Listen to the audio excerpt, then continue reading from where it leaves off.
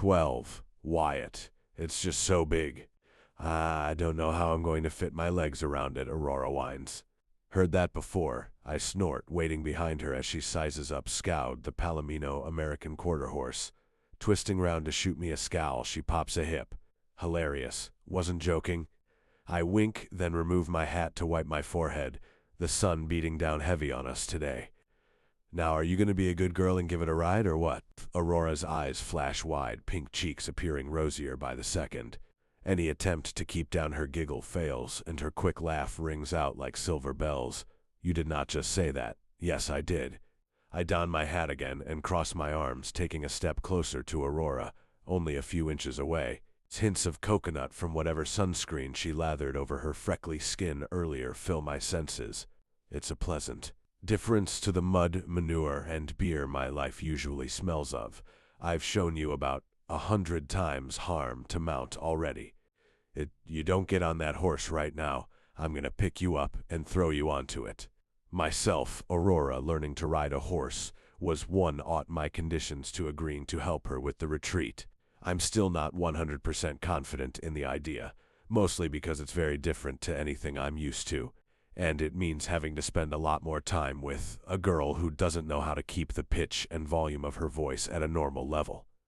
However, I know a lot of ranches have been struggling economically over the last few years, and we've barely managed to afford all the vaccines and medicine needed for the calves this year, let alone prepare for unexpected costs. So, if this is the only way I get to stay on this ranch and keep it going, then I'll run with it.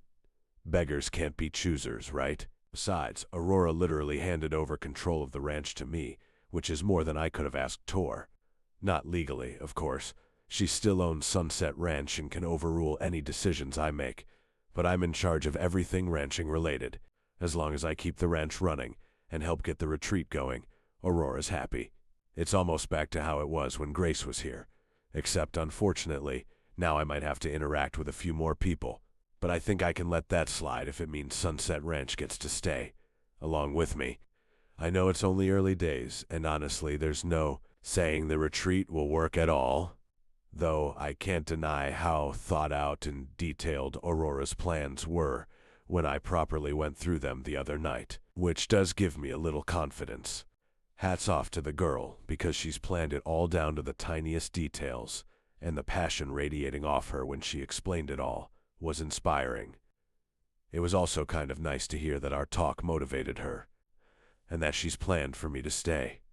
The retreat could technically work without me and the other ranchers. She doesn't need the actual ranch aspect of Sunset Ranch to keep it going, yet she wants it to. She wants me, and the other guys, of course, to stay. Still, it all feels too good to be true, like I'm missing something. Somewhere in all those bright, color-coded plans is a problem that hasn't been preempted, because that's how life works. Just like when I was given the opportunity to run this ranch in the first place, to do a job that I enjoyed. There's always something waiting around the corner. Your girlfriend leaving you for someone more successful. Your dad being disappointed in you. Your ranch being handed over to some annoying British girl to sell. Whatever it is that's waiting to remind me I can't always have everything I want. I just hope I get a little bit longer here before it arrives. Even another month will be more than I expected. Okay. Aurora holds up her hands to ease me back before she turns to Scout, determination hardening her features. Taking in a deep breath and blowing it out slowly as she steps onto the stool I grab to help her. Get up, Aurora then whispers to herself. My fear does know my strength. I can do this, shoots me a scowl. Jesus. I smother my laugh with my hand, but she's shoulders suddenly straightened out. Aurora grabs the reins and the pommel, then pushes her foot into the stirrup and swings Herselt up. Realization that she's done it so naturally dawns on her face as she shuffles in the saddle, and she squeals, strawberry lips breaking into a glowing grin. The midday sun reflects off her copper hair, casting a golden halo around it. So high up, she almost looks angelic. I rub Scout on the neck for being so calm with her and nod at Aurora. Well done. Now hold on. She's still gleaming with pride when I step up onto the stool and reach out for the saddle. Aurora's voice halts me. Her brows have pinched in. What are you doing? Getting on the horse. What does it look like I'm doing? Aurora swallows, my eyes drawn to the column of her throat. Yes, but why? Ain't no way I'm letting you ride on your own right away. I don't want to be chasing after you because you've suddenly got the horse flying off. That's why I chose Scout for her to learn on. He's the strongest and calmest horse on the ranch, so I know he'll manage with us both for a short time. Just until I'm confident Aurora has the hang of things. I'd rather not be spending my day in incredibly close proximity to someone who manages to get on my nerves so easily. But I also don't want to be responsible for Aurora being thrown from a horse. Taking her to the hospital would eat up far too much of my time. Before Aurora can stall anymore, I hoist myself up onto Scout, settling on the pad behind the saddle. Aurora's body tenses, and I immediately regret my decision because my senses are currently going wild. The strong citrus scent from what must be her shampoo fills my lungs as her wild waves tumble about. Heat also radiates off her body where her back almost touches me. I'm trying not to press myself up against her too much out of respect, but my body is still getting more excited than it should. I honestly can't remember the last time I was this close to a woman. Nope, not going there. Right, I clear my throat and quickly reach around Aurora to place my hands on the reins, over hers. Keep your feet in the stirrups, hands tight on the reins. I wait for her to do so, feeling her hands stiffen beneath mine, making me realize how small they are. Okay, to get him going, give him a gentle squeeze with your legs. Whoa. Aurora goes even more rigid when Scout starts moving gently around the corral, and I can hear her breathing quicken. Being up on a horse is so natural to me. Calming, actually, that the idea Aurora could be scared baffles me. But I've got years of riding under my belt, and I know that she needs to relax into the movements, otherwise she's not going to experience the bliss of being in the saddle. I can't let fear get the best of her now. Taking one hand off the reins, I stroke her arm, trying.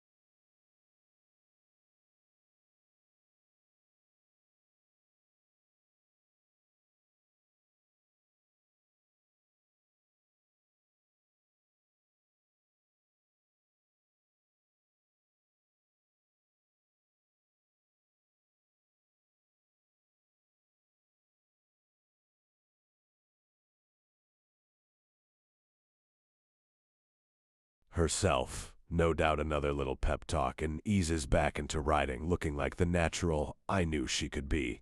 Like maybe she could belong here. Whistles grab our attention when we pass one of the cattle fields where the guys are working and waving at us. They're still on a high from hearing that they'll get to stay on at Sunset Ranch, so didn't tease me too much when I explained I had to leave at lunch to teach Aurora to ride. Usually, I'd be concerned about the work I'll have to catch up on, but I can't remember the last time I rode with someone else just for fun. Just two people, two horses, and a whole lot of beauty surrounding us. Not the worst way to spend a Wednesday. God, it's just so beautiful, isn't it? Aurora gazes at the lake ahead. The hot sun leaves a haze in the air above where its golden light glistens along the lake's surface. I've just finished tying up the horses to the fence, giving them both a snack I packed in one of the saddlebags to keep them happy while we take a break. When I reach Aurora's side, she suddenly starts taking off her crop top, revealing a lilac-colored strappy bikini beneath. Her sternum tattoo is on full display, immediately grabbing my attention, and I can't help but notice that her breasts are barely covered by the thin fabric. I just know they'd fit perfectly in my hands. Out it. What are you doing? I ask, shaking my head to Snap. Going for a swim? Aurora plops her top on the ground and starts working her shorts over her hips while I just stand there frozen. The word grateful is written in cursive writing along her hip bone, just above where her bikini bottoms sit. Every one of her tattoos dares me to appreciate more of her body, and I'm a weak man who is easily convinced. Aurora ties her waves up with a scrunchie, then steps towards the water, giving me a shot of that great ass one admitted to thinking about the other night. But I'm not wrong, it is fucking great, and I shouldn't be staring. She looks over her shoulder, hazel eyes glistening with pure innocence, like she hasn't just undressed in front of me. Wanna join, I have work to do, I respond, pulling my dropped jaw up. Aurora waves a hand at me. Well, as your boss, I say you can take the rest of the day off. I cross my arms, raising a brow. I thought we were business partners. Fine. Yes, she rolls her eyes, tiptoeing closer to the lake's edge. Then, as your business partner, I say you can take the rest of the day off. I didn't have my swimsuit, is my next attempt to avoid getting in the lake with her. I'm not even sure why. Sawyer and Wolfman would be screaming at me right now to get in the water with this goddamn beautiful woman. But something is holding me back, like the lake is a line that shouldn't be crossed. I'm certain Aurora doesn't see me as any more than a business partner, and neither do I with her, but I don't want to risk changing that dynamic by giving the wrong impression. We're going to have to work together to make this retreat happen, and I need it to if I'm going to keep my piece of happiness here at Sunset Ranch. That's what's important to me right now. I can't jeopardize that. Just swim in your underwear, Aurora suggests with a shrug. She dips her toes in the lake, shivering in response. Then, with a perked brow, she smirks at me, lacing her words with a terrible attempt at a country drawl. Come on, let yourself relax. I'm right here, so I ain't gonna let you drown. With that, she winks and dashes into the lake, squealing before diving fully in. Her head pops back out of the water with a loud gasp, ginger ponytail flicking up behind her. A huge, liberated grin fills her face as she hovers in the water, waiting for me. I push my tongue into my cheek, scowling at her. It's funny, I can't remember the last time I went for a swim in the lake.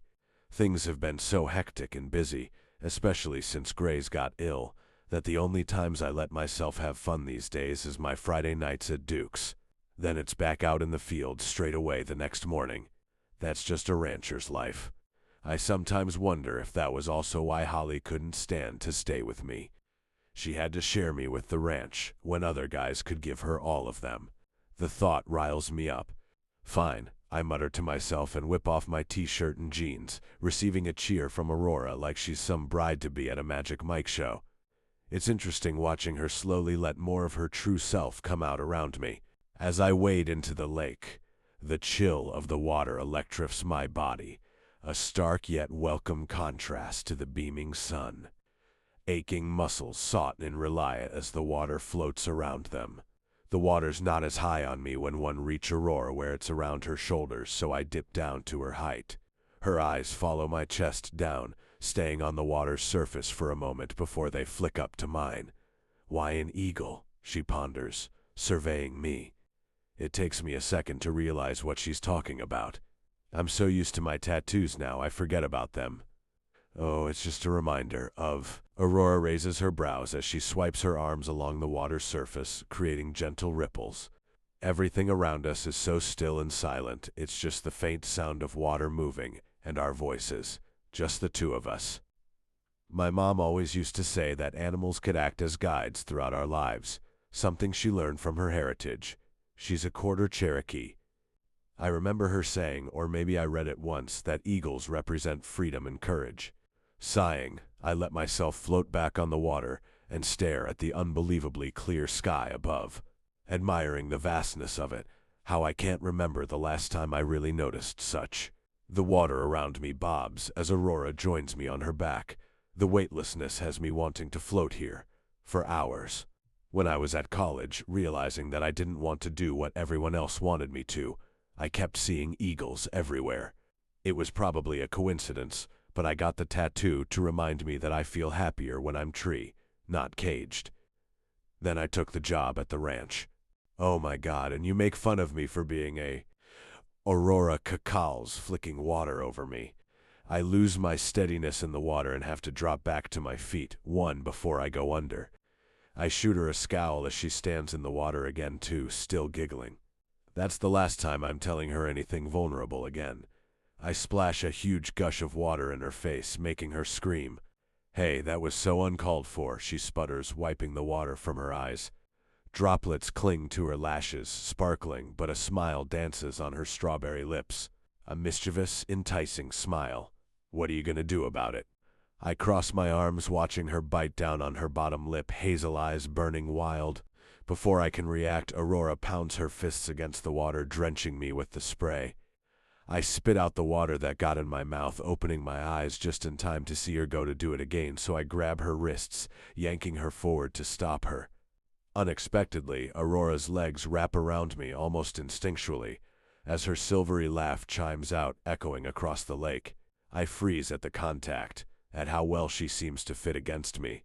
Aurora's eyes flash as she takes us in, me holding her arms up over my shoulders, her legs circling my waist, our stomachs pressed together, flimsy wet fabric failing to stop us feeling every bit of each other.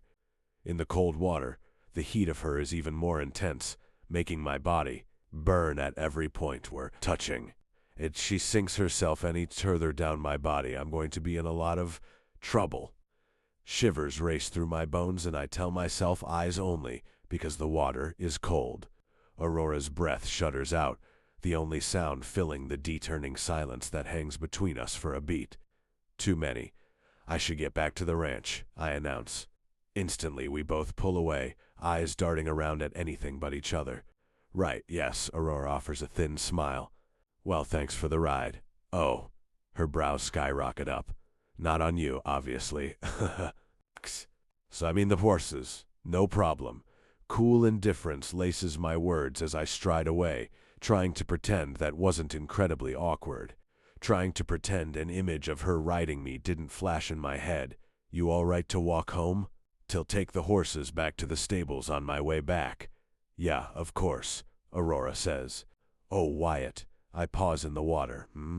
Would you take a couple of pictures of me in the lake for my Instagram? My phone is in the pocket of my shorts, please. I fight the groan bubbling in my throat. Not because I don't want to help her. I realize that I'm sadly part of this wellness blog now that it's linked to the ranch with the retreat. But because I don't think it's a good idea to let my eyes lay on Aurora for much longer. Not when I can still feel the warmth of her skin pressed against mine so clearly. Huffing out a sigh, I say fine, but only a couple, thank you. She chirps. When I finally get out the water, regret hits me because I realize we have no towels. Aurora's probably going to sunbathe the water away, whereas I have to use my t-shirt in a futile attempt to dry off. I shuck my jeans back on, denim and wet skin struggling against each other, and rummage through Aurora's clothes for her phone. When I turn back, Aurora's standing, waiting, lake glistening around her like stars floating in the water. Ripples sparkle and cast a shimmer over her freckled, golden skin. Aurora loosens her hair from her scrunchie, letting the wet copper waves flow free. I feel like I've stumbled upon some goddamn water goddess, honored to have the opportunity to see such grace. Ready? I ask. She nods and smiles, gracefully trailing her hands along the water's surface again. I snap a few photos, fingers tightening around the phone as I try to will away to not think of her perfect little body, the reminder of what it felt like being tangled up with her. Because that is a road I know I'll regret taking.